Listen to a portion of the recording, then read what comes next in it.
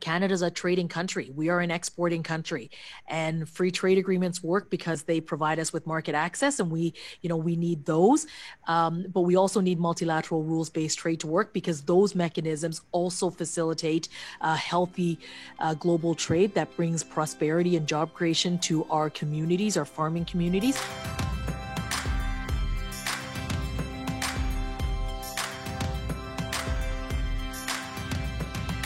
Hi, everyone, and welcome to episode 12 of Fireside Chats with Erin. I'm your host, Erin Gowerluck. As Executive Director of the Grain Growers of Canada, I started this podcast to serve as a forum for real conversations with industry influencers and policymakers. Today, I have the distinct pleasure of sitting down with the Honourable Mary Ng, Canada's Minister of Small Business, Export Promotion and International Trade. Minister Ng was elected to Parliament in 2017 and represents the constituents in Markham Thornhill. Minister Ng, thank you for stopping by today for a fireside chat. Absolutely. It's terrific to see you, Erin, and I'm looking forward to having a wonderful conversation with you and with the grain growers. Thank you. Well, why don't we start by talking a bit about what you've been up to today? I understand that you were involved in a virtual trade mission today to ensure that the free trade agreement that Canada has with South Korea is living up to its true potential.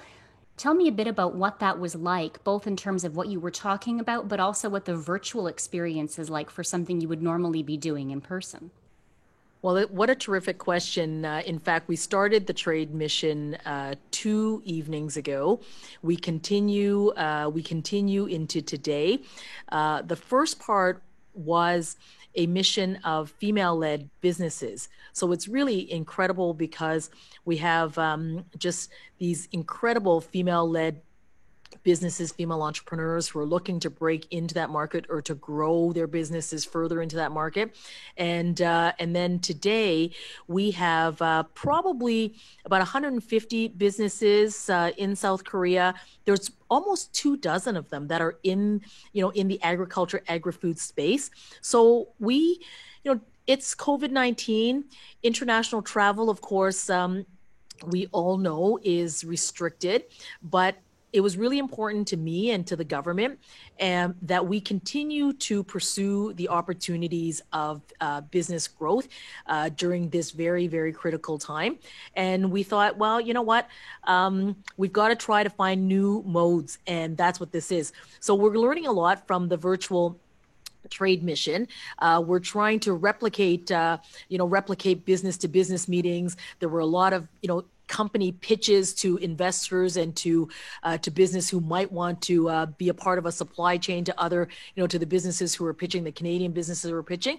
And we're trying to replicate how we might do what would be a reception among a lot of people, but how do you do that through Zoom? So we're learning through this new virtual method. And I think overall, I'll have to wait to hear what the businesses tell me, but I think overall, this is certainly an effective way for us to continue to do business, particularly internationally, using a new method, which is a virtual method.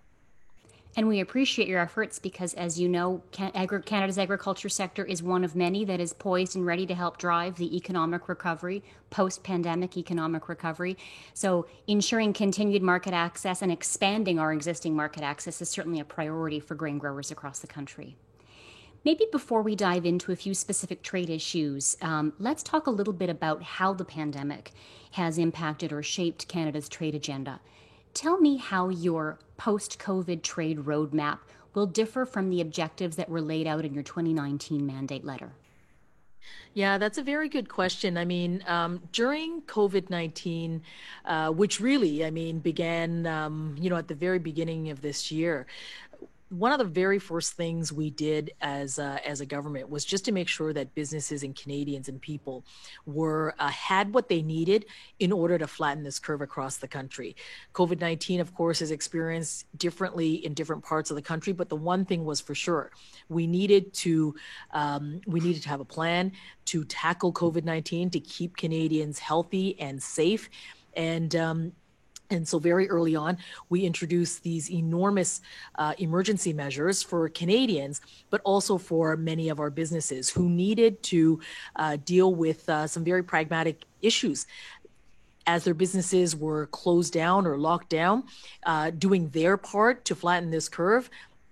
They needed to keep their people on payroll. So putting out payroll support, making sure that there was liquidity support for some of our smallest of businesses, but also for our larger businesses, and making sure that we had programs out there to deal with what businesses have to do around paying for fixed costs. So that is where we have spent, we have made sure we spent the time supporting our businesses. And the reason that is so important is because we need to make sure that our businesses continue and that they get bridged to better times, so that when that time for economic recovery occurs, that our businesses are fortified and that they are supported and that they're best positioned, and that Canada is positioned competitively to get on that road to recovery. So during COVID-19, and I would say beyond, as we work towards economic recovery, it's really helping our businesses continue to be competitive, to help them continue to to gain back, to build back domestically, but also that those international markets, to which many of our agriculture sector, agri-food sector absolutely depend on, that during COVID-19, we worked very hard to make sure that supply chains continue to move, particularly for agriculture products as an essential product. I mean, the sector feeds Canada, but it also feeds the world.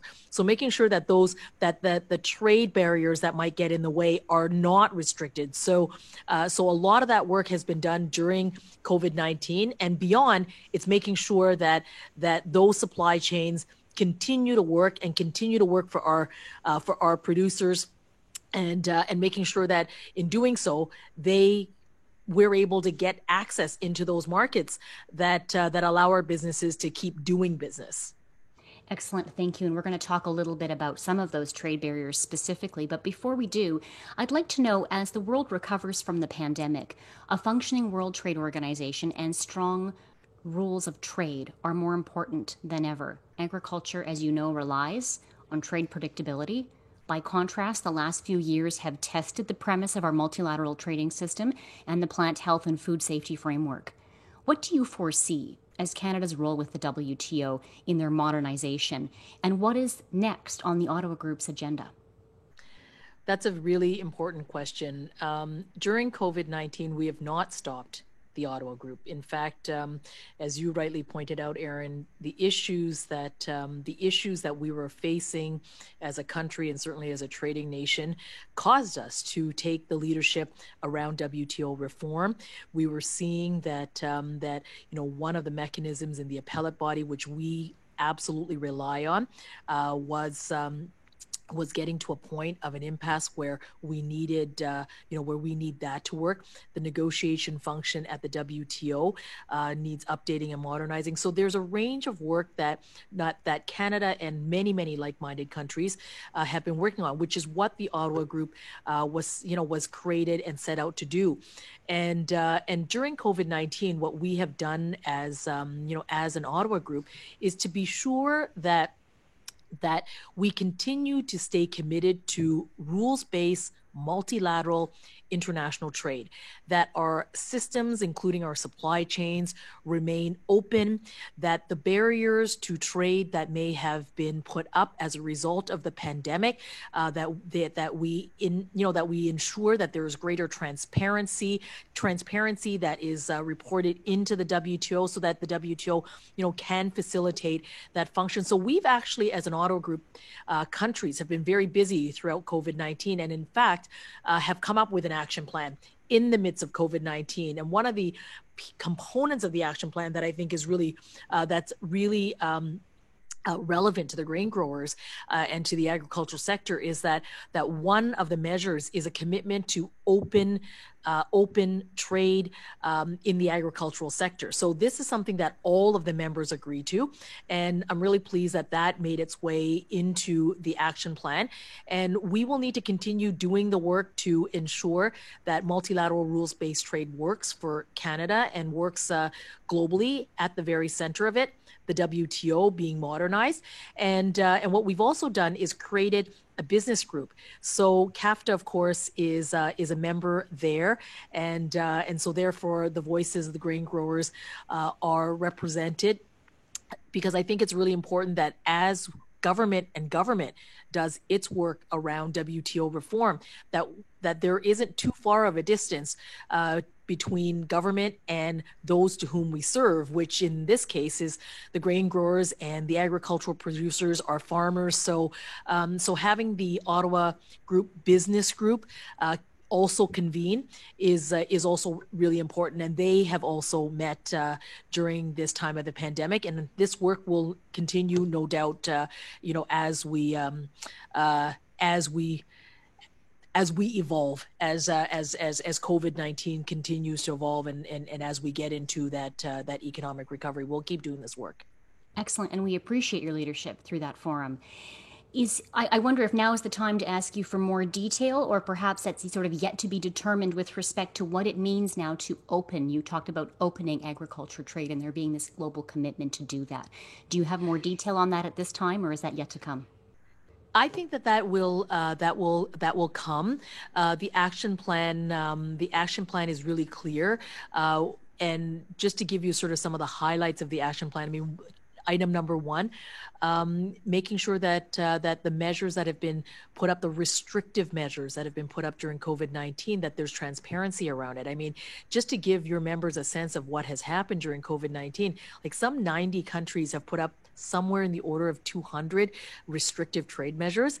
As of last month, there's still about 140 of them in place. So it's really important that there's transparency around these restrictions, that transparency is sent into the WTO, and that we work to and commit to removing them, making sure that that trade that the facilitation and the facilitation of trade, that there aren't barriers to that, committing that agriculture, the movement of agriculture, and that there continues to be open trade for the agriculture sector is a commitment that we have made as part of this action plan.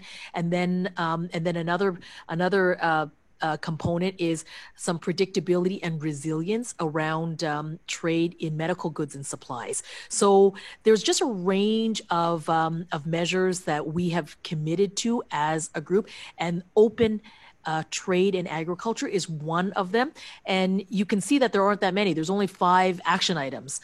And one of the 5 is very specific to a commitment around open trade for agriculture, to which all of the Ottawa Group members have agreed to. So, and so it's an area that we have committed to and that we're going to keep working together on. And no doubt we must work with the grain growers and with the agriculture sector in this. That's excellent news. Will those, when you talk about some of the restrictions that the agriculture sector, globally is facing, are you looking at issues that will be limited to COVID, those that relate to the pandemic, or are we going more broadly than that and looking at all market access issues? For this action plan, it is very specific to COVID. The Ottawa Group, of course, was created to work on the modernization of WTO, and during COVID, this action plan was created in this environment as a way of all of our member countries committing to these various actions, and being, sort of within scope within COVID. I mean, obviously, they will no doubt have some implication, I suppose, as we head on that road to economic recovery. But we all want to be very sensitive to the rules that we all commit to working within. So, and this is no different. So making sure that we are all working together on these various actions. And if I were to sort of go back and take a step back 10,000 feet, what's it about? It's about making sure that rules-based multilateral trade and the mechanisms that are there continue to work for our businesses, for our producers, and that there is a commitment between Canada, where we're taking a leadership, but with other like-minded countries to do just that. Excellent. Thank you. Switching gears just a little, but staying on the theme around the pandemic and some of the implications it's had. We're glad to see that in your 2019 mandate letter, it included leading the new women entrepreneurship strategy across government. While women are increasingly leading on modern farms and in the agriculture industry, there's a lack of childcare in rural areas, and it's still one of the number one issues that's holding women back from agricultural entrepreneurship. This problem was highlighted, especially during the pandemic when schools closed in the spring, and it was a critical time for agriculture production. So, when immediate family was unavailable, female farmers were often left with the difficult choice between leaving their daily operations, short of labor to provide childcare themselves, or bringing their children onto farming operations, creating some additional safety concerns. As childcare is critical to the success of rural women, how does the new women entrepreneurship strategy target access to childcare in rural areas? Yeah, that's an excellent question. I'm so proud to lead the Women's Entrepreneurship Strategy.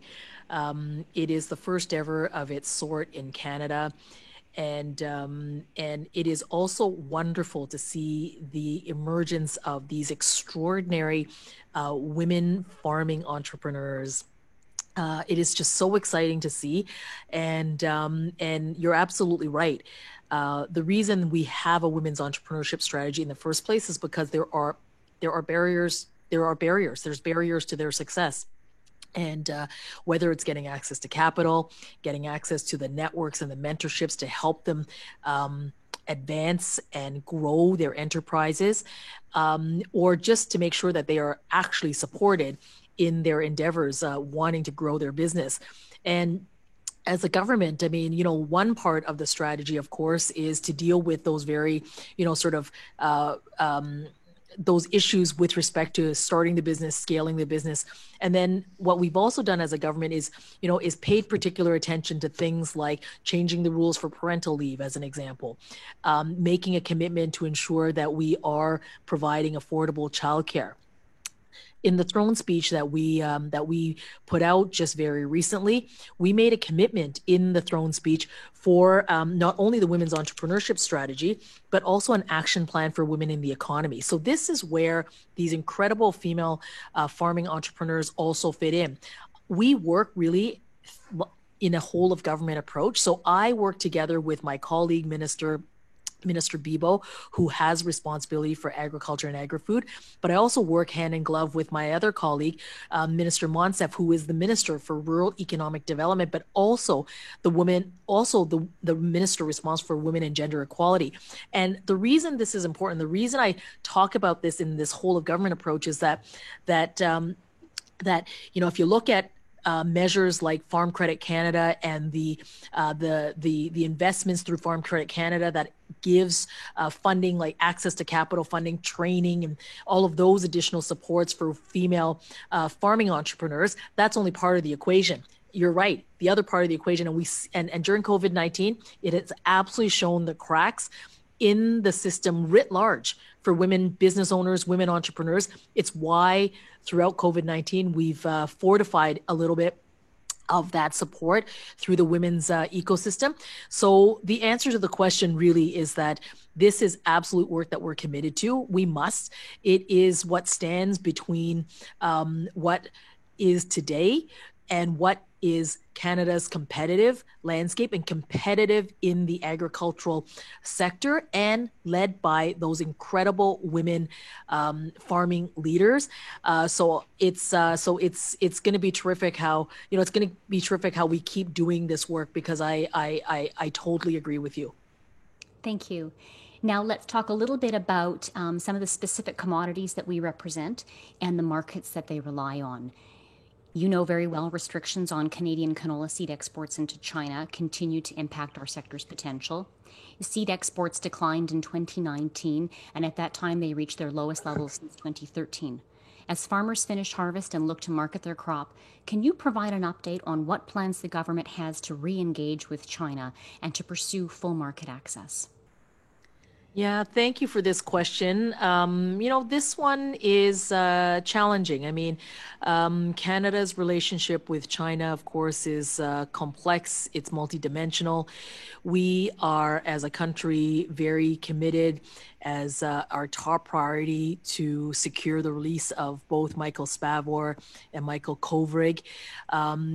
At the same time, we must stand up for our producers. We have to work hand in glove to help our producers who are operating in markets globally, including in China.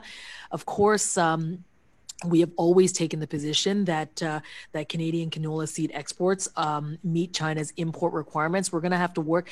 We continue to work at those technical, at those technical levels, but this relationship is complex right now, and we're going to have to keep doing the work that is needed and standing up for our Canadian farmers and our producers, including our canola producers.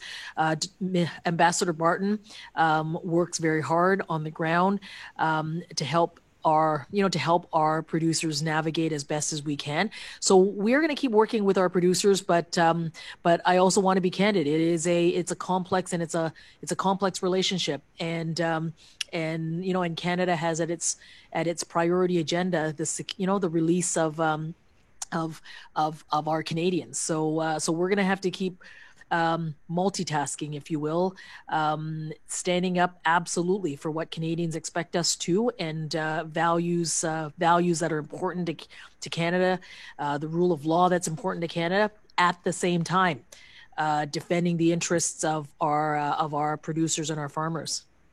Thank you.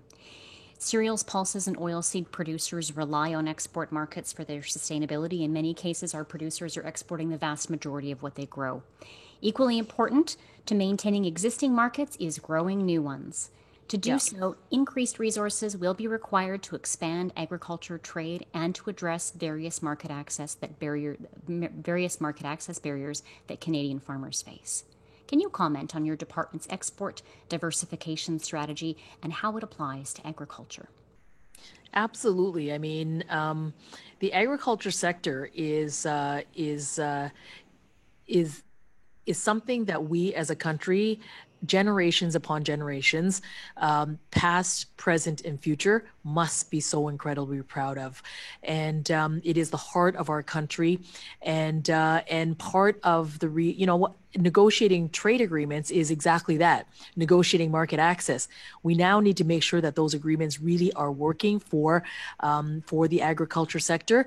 Agreements like CETA and CPTPP, I would say, are, with new agreements, you have wonderful opportunities, and you have some growing pains. So we need to keep working directly with our producers, and I really, really appreciate the grain growers and the issues that you bring up to our table, so that we are helping to work with my colleagues around the world in the, at the EU. I just spoke to the EU commissioner just last week and raised a range of issues.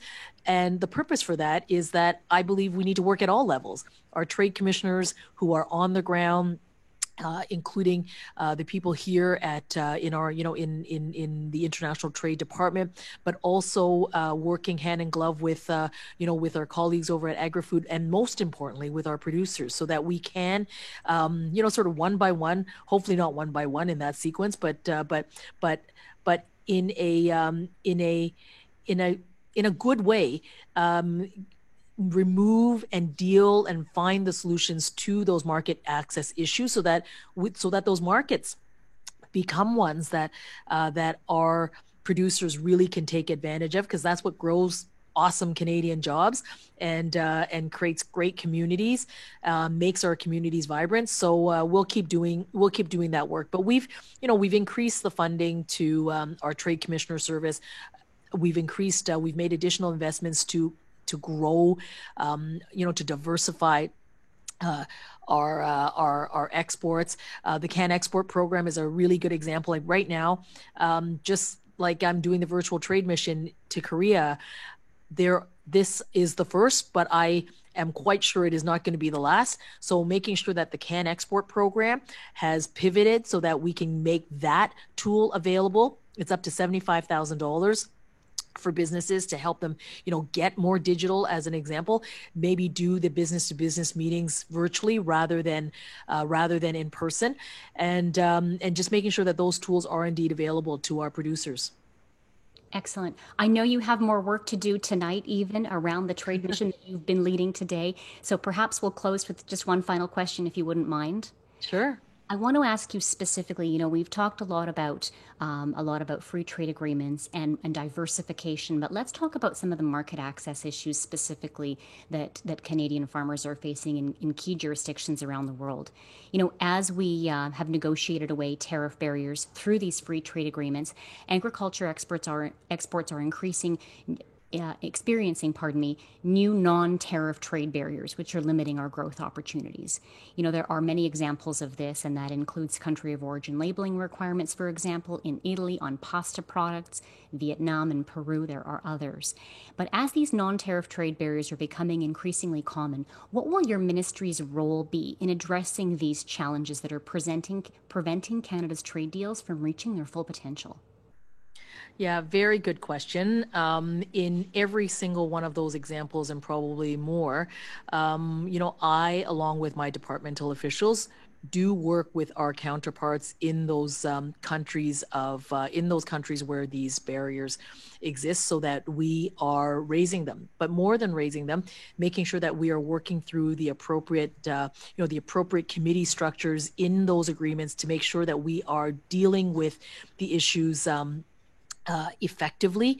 So one is to be sure that I continue to advocate, that I continue to raise these issues in an effort to ensure that those market agreements, those free trade agreements, actually continue to yield the benefit. I would say that overall, we are seeing successes in all of the agreements, the multilateral agreements that we have negotiated. We have seen increase in exports, whether it's to CETA on one side of the ocean or or on the other side of the ocean to CPTPP. So absolutely, we're seeing the gains, but we need to continue to do the work to deal with some of the other issues that are in the way, the irritants that are in the way. So that is what we must do. So on the one hand, making those agreements work for us, and then on the other side, Canada continuing to do the work to make sure multilateral rules-based trade works. So I sort of say, Canada's a trading country. We are an exporting country, and free trade agreements work because they provide us with market access, and we need those. But we also need multilateral rules-based trade to work, because those mechanisms also facilitate healthy global trade that brings prosperity and job creation to our communities, our farming communities. So we need to do that. So Canada is taking leadership in both, and then domestically making sure that our businesses, particularly during this tough time of COVID-19, is getting the support that it needs, so that we're weathering through this, because I think nothing is more important than the health and safety of our people, and how well we manage COVID-19 so that we can overcome COVID-19 and keep our people safe and healthy, and as a country ensure that our businesses have the support that they need, so that when we get to the other side of this, that we are in a competitive position for that road to recovery. That's what we're trying to do. And I say this often, and I don't think I can say it enough, which is, you need to know, and your members, that this government, we've got your back. We're going to keep working with you, and we're going to work as hard as it takes, because that's our commitment, and it's a two-way open door, for me, for sure, and I welcome that from your members. Well, and thank you for this excellent conversation today. We really appreciate your time and your insights. You're welcome. Thank you so much, Erin. Lovely to talk to you. And thank you, everyone, for listening to the 12th episode of Fireside Chats with Erin. We'll be back in 2 weeks' time with another special guest. In the meantime, if you want to stay up to date on all things GGC, please follow us on Twitter @GrainGrowers or on Instagram @Canada's Grain Growers. Until then.